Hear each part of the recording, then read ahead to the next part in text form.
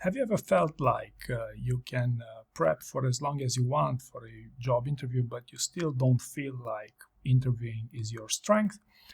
Because chances are you're missing out on key aptitude that people who call interviewing their strength have. And in this video, I'd like to present you a few examples of why people who have this aptitude perform significantly better when compared to other candidates, oftentimes regardless if you had spent a considerable amount of time to prep your interview. All right, so let's take the first example, the most basic one. In a job interview, your interviewer might interrupt you. You know, maybe your answers are too short, too superficial, or maybe you're rambling too much. And a candidate who calls interviewing as their strength will adjust, will course correct. Either they will give stronger first answer, or shorter, I should say, or longer first answer, depending on what their interviewer feedback is. Okay, the second example here. If I'd ask you, tell me about a time when a product, service, or solution was already receiving good customer feedback, but you decided to do more. Okay, the vast majority of candidates would talk about a situation when their product, service, or solution was having some defects, which, you know, they answer they would fix so the customers could be even happier. Okay, now candidates who really know how to interview and call interviewing as their strength will read between the lines of the interviewer and understand that they're actually looking for the work standards, or what do they call a good to great quality product, service, or solution.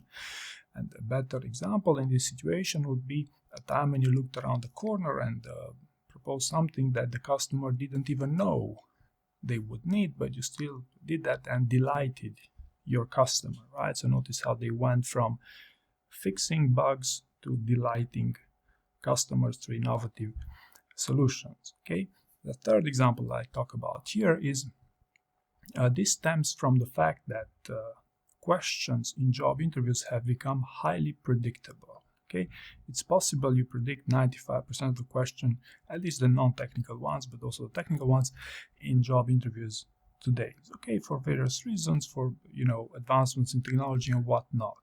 Now, one way interviewers will have to adapt to this style, you know, they know that you know what the questions they should expect, is by rewording those interview questions so they sound a bit more counterintuitive, right? So, for example, if I'd ask you, how would you handle conflict inside your team?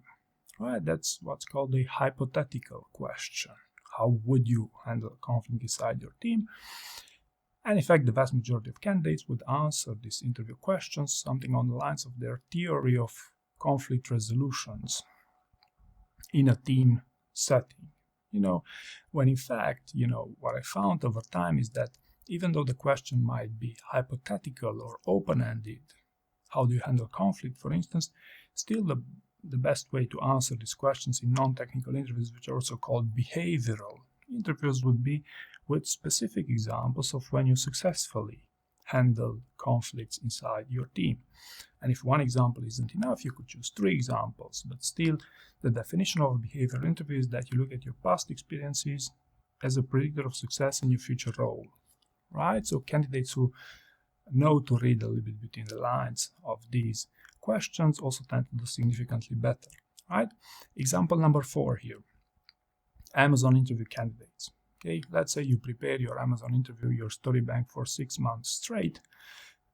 You have stories for all those leadership principles, and then you go into the interview. And in the interview, they throw in some questions which you don't know which principles they are talking about.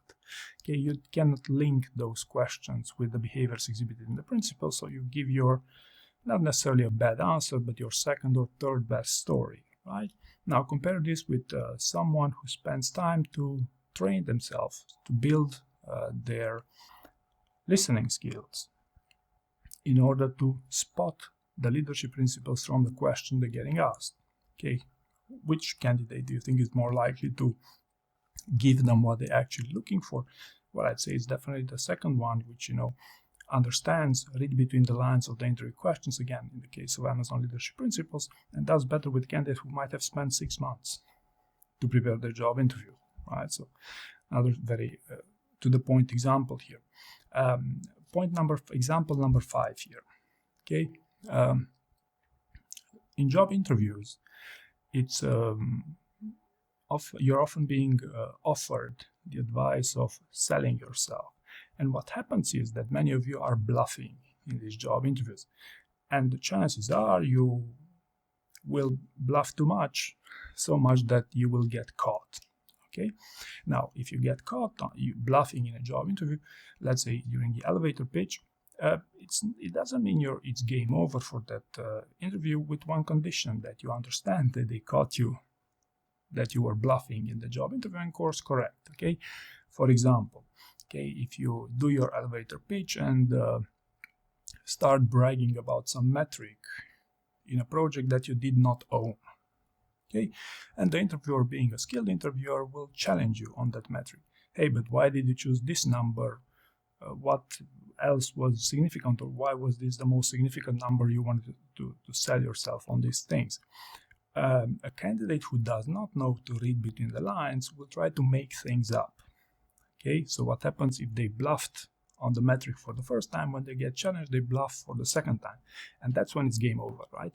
A candidate who exhibits listening skills and who really understands, the dynamic, the shift in dynamic, or they must do a shift in the job interview, will likely, acknowledge that, hey, yeah, actually, yes, I had a lot better metric that I could talk about with regards to that specific project, which I can talk about next, right? So you acknowledge that you somehow got caught, but it's still early. It's only the elevator pitch. It's it's normal. It's widely accepted to sell yourself in your elevator pitch. So this is how you get out of the situation, right? When in fact the candidate who wouldn't know, they would bluff again.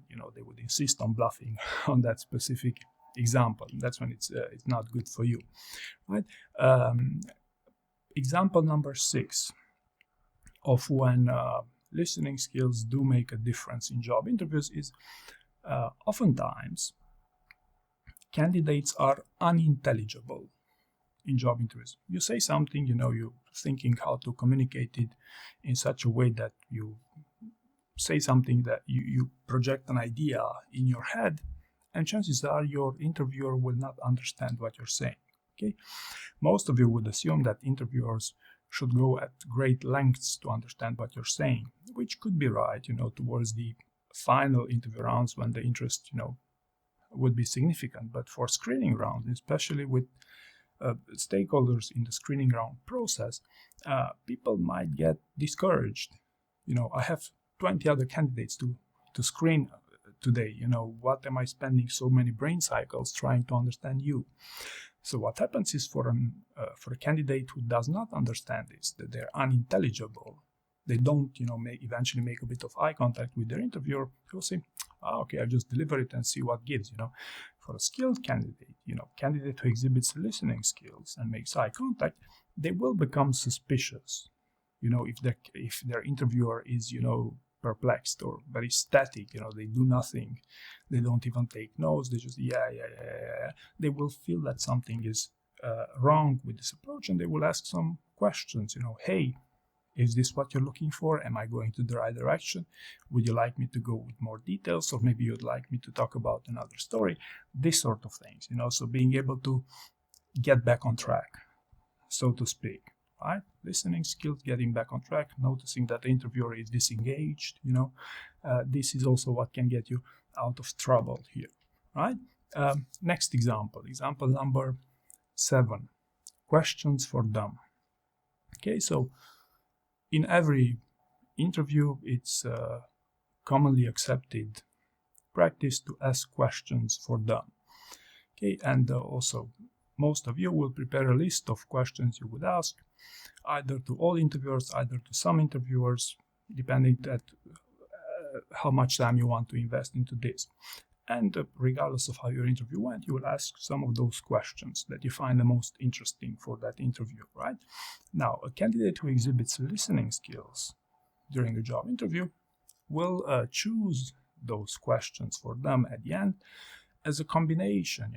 Maybe they prepared the list of, in that list of questions, a question that makes a lot of sense, but maybe given how your interview went, you would like to spend the time to further clarify certain aspects that were happening during your interview. Maybe, to make some disambiguations, or maybe to score even more points with some stuff that maybe you didn't have time to communicate throughout your job interview, right? So listening skills and understanding the dynamic of your interview might also play to your benefit when it comes to asking questions for them, right?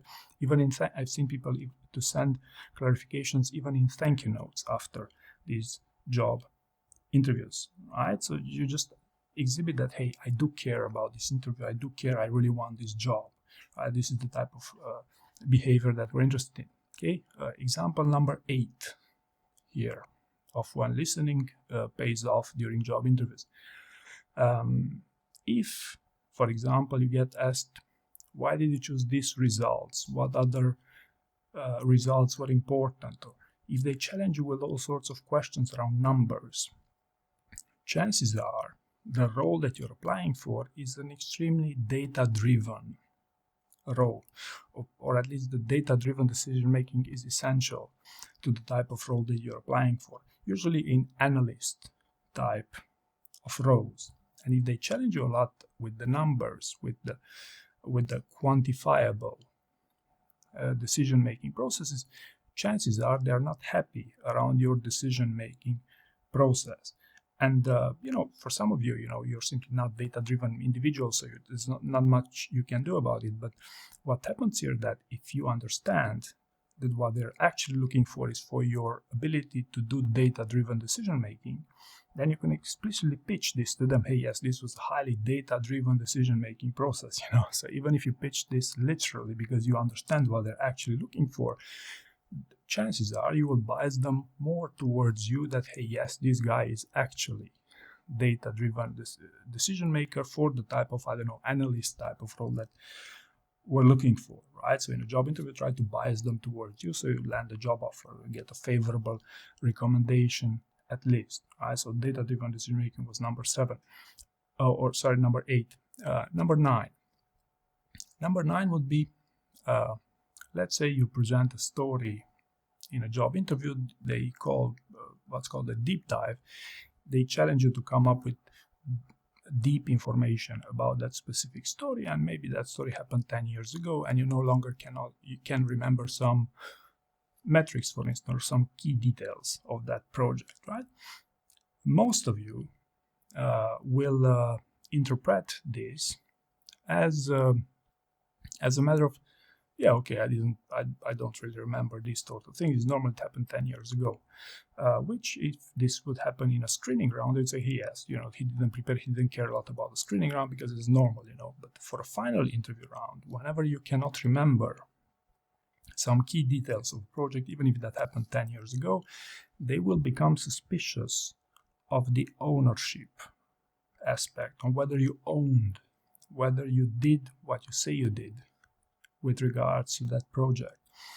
And unless you understand this, unless you read a little bit between the lines and tell them, hey, I was in charge of this operation, it's just that, I can quickly document myself. So unless you really go above and beyond to convince them that you are actually in charge for that project, chances are they will become a little bit suspicious. If you remember the example I gave in the elevator pitch, with bluffing with metrics you didn't own, the ownership, it could still be qualified as an ownership problem, and trying to look more senior eventually than you actually were. So this is quite common in job interviews, and if you exhibit listening skills, chances are you're also going to catch this and turn this your way for the purpose of a job interview. And finally, last but not least, number 10, when it pays off to have listening skills, especially in job interviews, is when they ask you failure questions. Okay, so failure questions, they're not asking you to get you stuck, or they're rather asking you this to see if you learned anything from them, right? Also, failure questions can be because of the fact they're nowadays a bit more common, they're more predictable, so to speak. They will also reframe these. Is there something you wish you'd done better as of recently? They will reframe it so subtly that you won't understand it's a failure, and you won't understand to give them, what they actually want, that is the learnings. Okay, so the failures was the last examples here. So as you can see here, I provided you with 10 examples of when listening skills do pay off in job interviews. And as you can see, most of these are regardless of how much time you spent on interview prep, but rather, literally whether you call interviewing your strength. All right, so I hope you found this video useful, and thank you very much for watching.